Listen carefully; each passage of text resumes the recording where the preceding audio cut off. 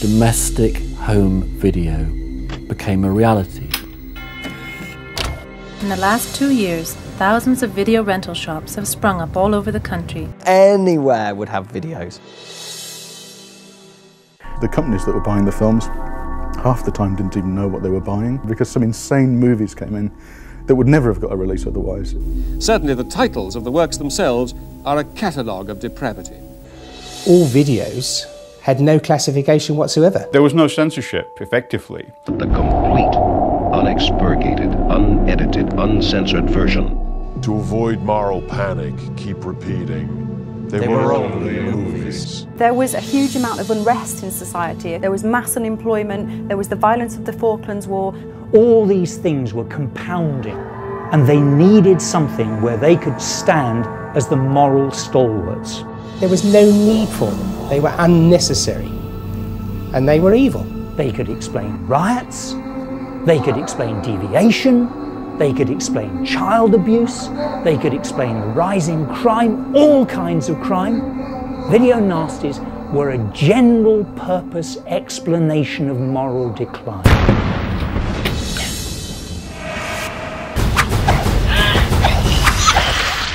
The Daily Mail decided that our children were all going to grow up as mass murderers. They were only movies. What was the MP's reactions to what you showed them? I think they were horrified by what they saw. You had members of Parliament being physically sick, having looked at them. Once we had secured a conviction on them, we would take them for destruction, an incinerator at Edmonton. It was close to book burning, but with videos.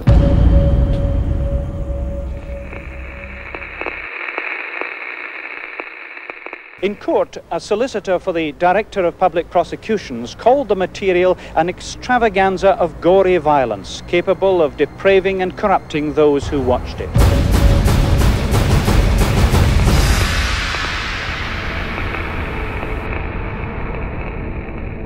Video nasties are so widely available that 45% of children aged between 7 to 16, that's 3 million children, have seen one or more of the banned films. These figures are 100% accurate.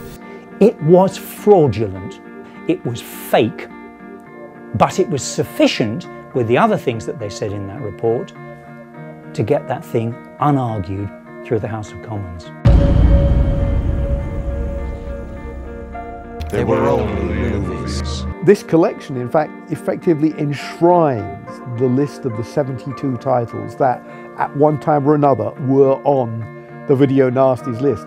If you're a purist, these are the only films you can call Video Nasties. Nothing will prepare you for the horror of these butchers of the damned. Nothing will protect you. Ladies and gentlemen, the bloodiest thing that ever happened in front of a camera. But it is like some kind of rites of passage to experience that, to go through those films. Coming soon to a theater or drive-in near you. Okay, what was the only British film to end up on the Video Nasties list? Time's up.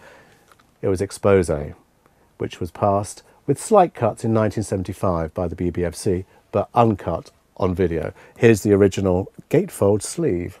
There's a sort of footnote to this film which actually rendered it unworkable as a British release. The battlefields may have changed, but the killing continues. And that's that the evil vigilante group's signature tune is a library track called Approaching Menace, which here is better known as the theme from the quiz show Mastermind.